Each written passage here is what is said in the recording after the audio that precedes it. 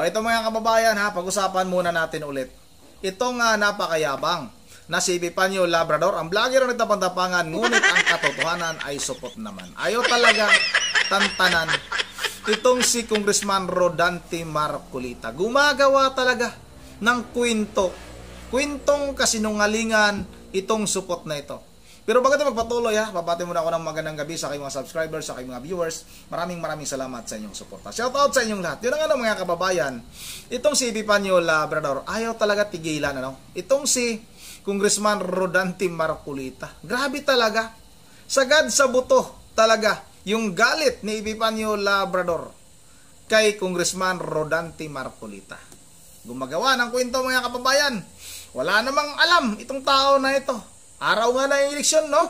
Hindi nga alam ng tao na ito.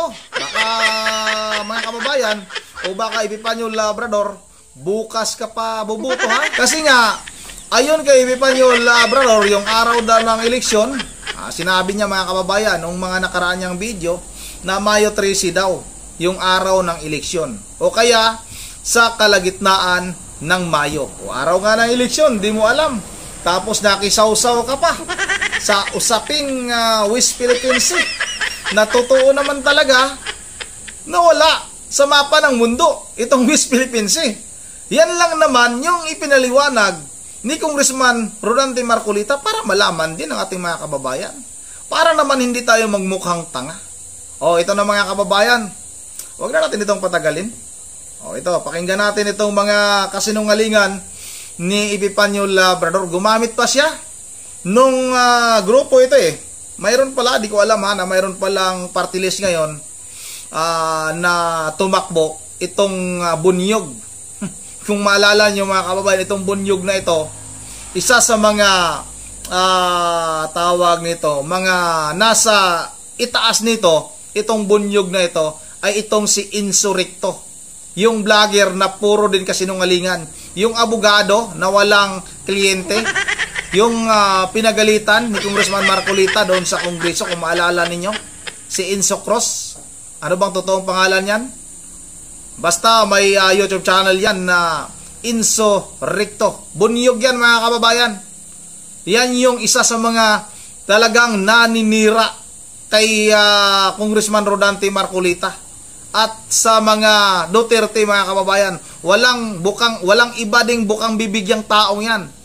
Yang si Insurrecto na yan, puro Duterte yan, puro paninira yan sa mga Duterte. Hindi ko alam na mayroon palang party list, no?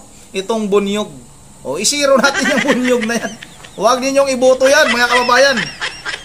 Mga kuwan yan. Mga salot yan sa ating alipunan. O ito na, huwag na natin itong patagalin.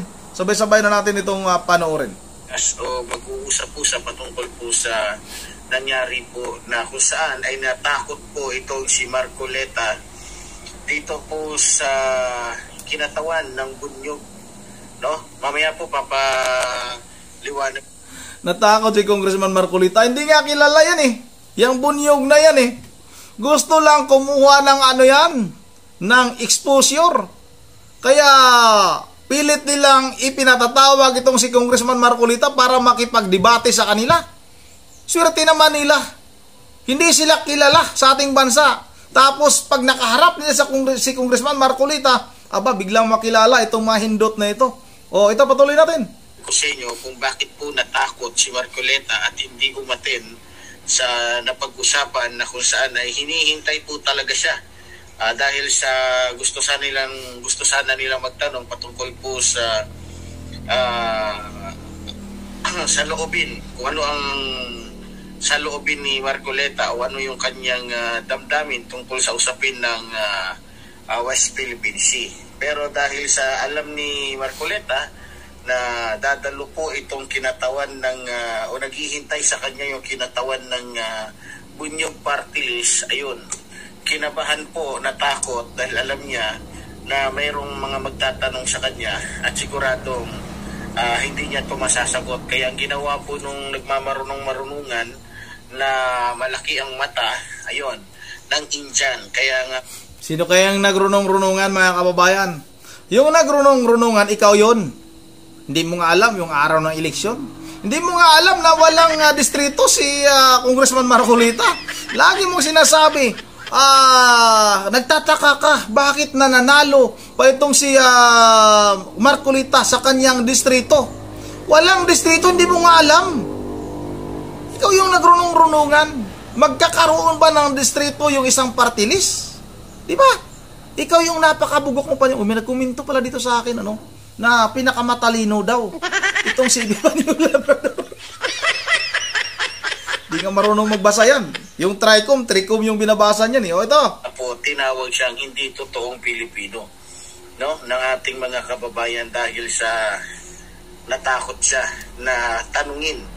Natakot siyang humarap doon sa mga Pilipinong nag-aabang po sa kanya, mga minamahal kong mga kababayan. So, binabati ko nga po pala ang ating minamahal na Senador Antonio Trillanes sa mga kababayan po natin dyan sa Caloocan City. Napakapalad niyo po, tulad po ng lagi ko sinasabi, sapagkat kayo po ay nagkaroon ng isang o magkakaroon ng isang baliw. mayor. Magkakaroon kayo ng isang baliw. Na ang damdamin ay tunay para po sa mga Pilipino at mayroon po tunay na tebes. So, nagtataka lang po ako. Akin na. Bakit ganon?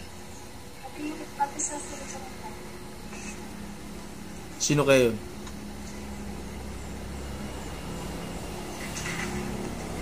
Okay,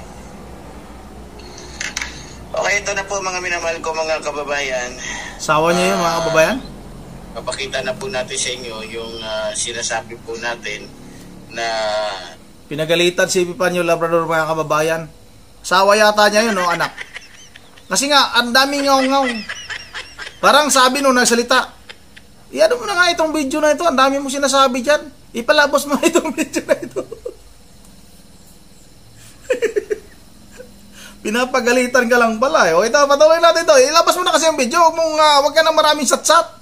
Wala namang katuturan yung mga sinasabi mo. Ilabas mo na kagad yung video na sinasabi mo na natakot itong si Congressman Marcolita. Tuloy, pinagalitan ka tuloy ng asawa mo, anak yan. O. Gusto ko pong pag-usapan natin ngayon. So ito po mga minamahal ko mga kababayan. Nawalan ako ng pagkakataon. Nakamit ka. Congressman Marcolita. Sino kaya yan? Sino kaya? Indyan ka pala. Sapagkat muli na naman inindyan mo ang mga kabataan na umasang karating ka dahil nag-confirm ka dito sa The Randall Senatorial Forum. Excited ba naman ako makaharap ka? Subalit, hindi ka na naman. Excited ka o kukuha ka lang ng exposure? Baka gusto mo lang na makaharap si Congressman Marcolita para naman makilala ka. Makilala yung bunyog nyo. Nakilala na naman yung bunyog nyo dahil kay insurrecto na yan. Ano yung buhay ba ibig sabihin ng bunyog? Akala ko buyog. Sa Bisaya kasi mga kababayan, buyog. Bunyog. Pag magkatunog kasi, buyog. Yung yung tawag nito yung, ano bang Tagalog sa buyog? Yung bubuyog. Yung bubuyog mga kababayan. Akala ko buyog. Yun pala bunyog. O sige, patuloy natin. Akala ko, mapapag-usapan natin one-on-one yung iyong sinasabing pananaw sa West Philippine Sea. Pero dahil hindi ka nak ng pating ka, nangarap ka pa na makipag one-on-one sa'yo si Congressman Marcolita. Napakaswerte mo namang tao. At yung mukha mo, ikaw yung mukha hindi Pinoy. Ito mga kababayan, tingnan mo yung mukha niyan. Mukhang Pinoy ba yan? Mukhang ano to eh. Ano bang lahi niyang tao yan? Baka ito yung mukhang Bombay. Ang lakas ng loob mo na makipag one-on-one kay Congressman Marcolita para makilala ka lang. Tandaan niyo mga kababayan, yung party list may bunyog pala o buyog na party list ngayon. Isa na namang salot yan. Huwag niyong pansinin yan dahil maging salot din yan sa ating lipunan sa Kongreso mga kababayan. Nawalan ako ng pagkakataon, nakamit ka, makausap ka, at nawalan din ang pagkakataon na mamamayang Pilipino na matanong ka tungkol sa iyong mga plataforma. Sana susunod ko, nag-comping ka, huwag kang Indian, sumigot ka naman. Paano ka magiging leader kung hindi ka marunong sumunod at tumupad sa iyong mga pangako? Di ba?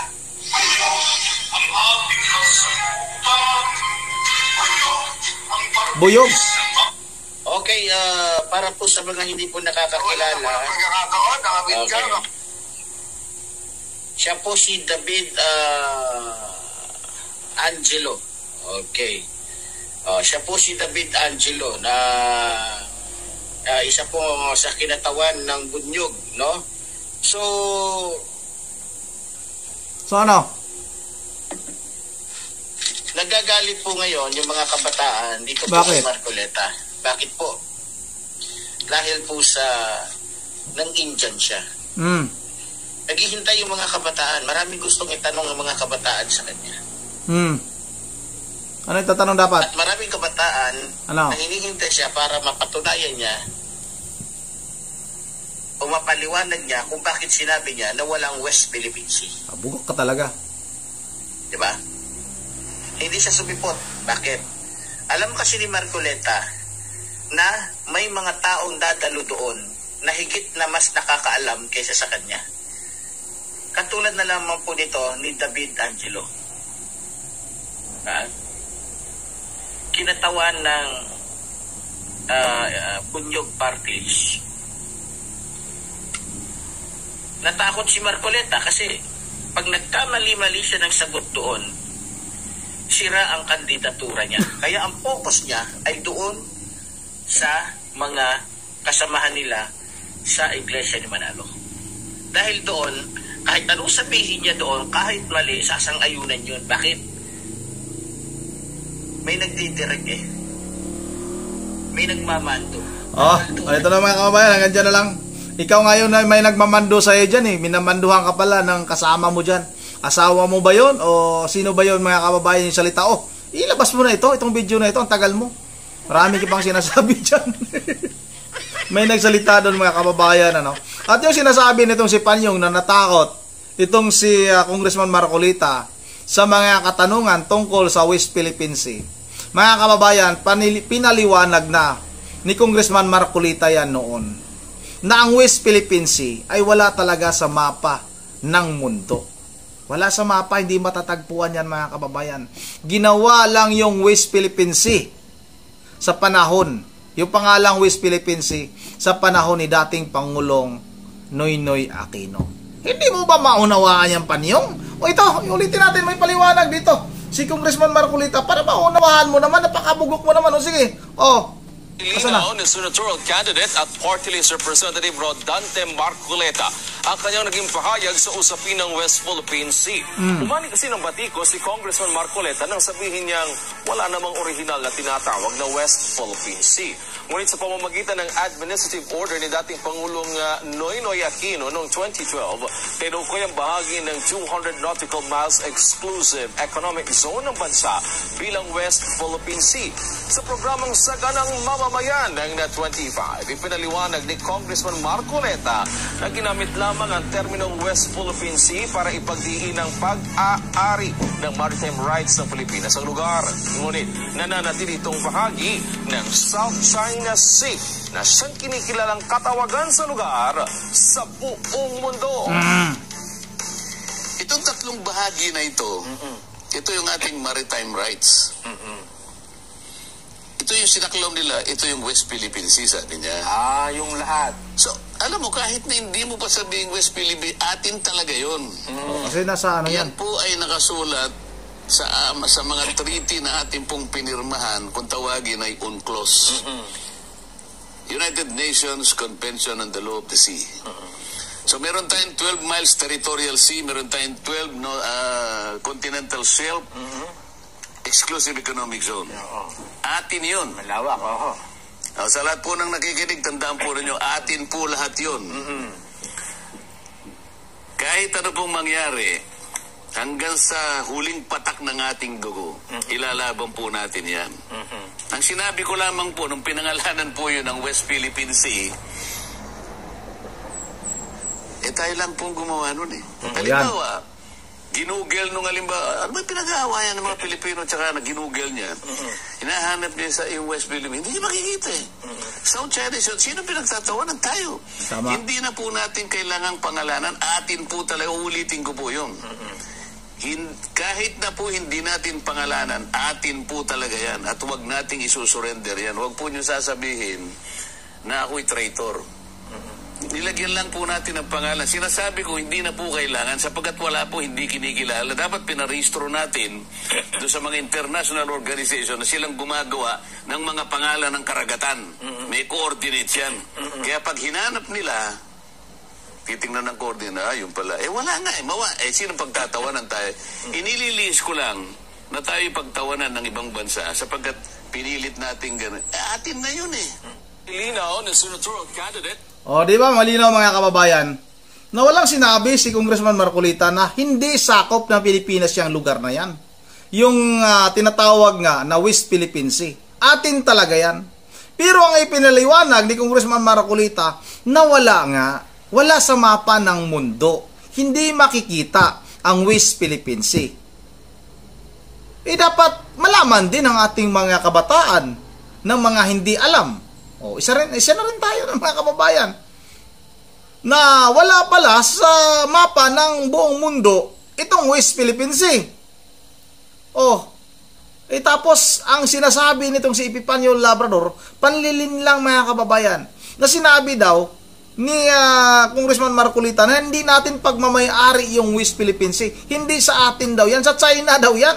Walang sinabi ng ganun si Congressman Marcolita. Malinaw na malinaw na ayon kay Congressman Marcolita, hindi nga naitala sa mapa ng mundo yung West Philippine Sea. May upload na rin tayo yan mga kababayan nung nakaraan na may video tayo na ipinapakita dyan kung bakit tinawag na West Philippine Sea yung pagmayari ng Pilipinas.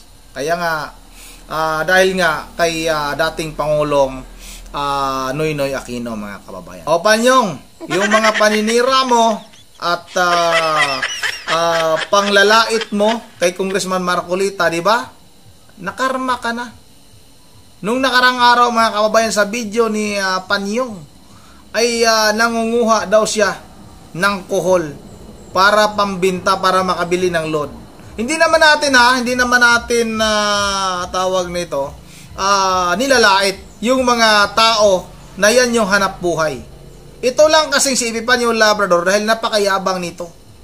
Na ayon sa kanya noon ay tumatanggap siya ng 80,000 o hindi bumababa sa 80,000 araw-araw.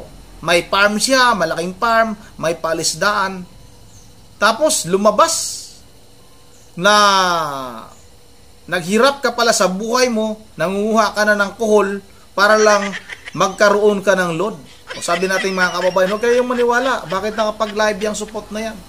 Baka estrahiya lang din yan. Strategy lang din para makapanghuthot sa kanyang mga supporters. O mga supporters ni Epifanio Labrador, mag-ingat kayo. Ginagatasan kayo ng sinungaling na support na yan. Support na, sinungaling pa. At yun ang dito lang muna bago tayo magtatapos ay mag-shoutout lang muna tayo. Shoutout tayo, pista na pala bukas sa amin. Yan ang shoutout tayo, mag-shoutout tayo kay Efren Biton. Shoutout sa iyo idol ha, daw siya, nag-home workout. Okay yan, home workout idol. Tayo rin, hindi na rin tayo nakapag-gym masyado dahil nasa probinsya na tayo. Hindi katulad nung nasa Maynila tayo na araw-araw tayo halos nasa gym mga kababayan. Shoutout na rin kay Rib. Shoutout na rin kay Member Jefferel Dios ng Pulilan, Bulacan. Kay Risti DL. Shoutout Nilson. Shoutout kay Ma'am Joyce ng Japan. Kay Carl Idol. Shoutout kay Sunny David. Kay Marshall Holt. Shoutout sa iyo, Marshall Hoyt. Shoutout na rin kay Michelle Bolima Idol Michelle Bolima. Shoutout na rin kay Eleonora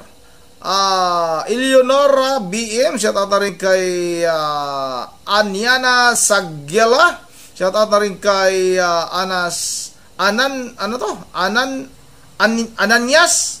Ananya Sagila. Tapos na pala Ananya Sagila. Shoutout kay Elisadli Villanueva. Shoutout kay Crislin Daculos. At kay Jaime Reyes, kay Ma'am Edisa Borby, kay Sammy Trabajada Cooper. At sa lahat-lahat, maraming salamat sa iyong patuloy na suporta. At once again, this is Rondy TV, maingat na lahat. God save the Philippines.